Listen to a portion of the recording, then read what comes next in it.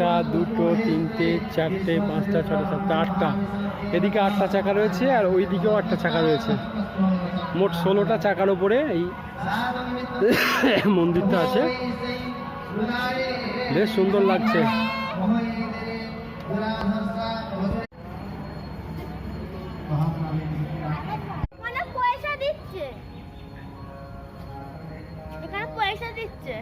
দেখো এখানে পয়সা দিচ্ছে, কত পয়সা দিয়েছে মানুষ, প্রচুর টাকা দিয়েছে।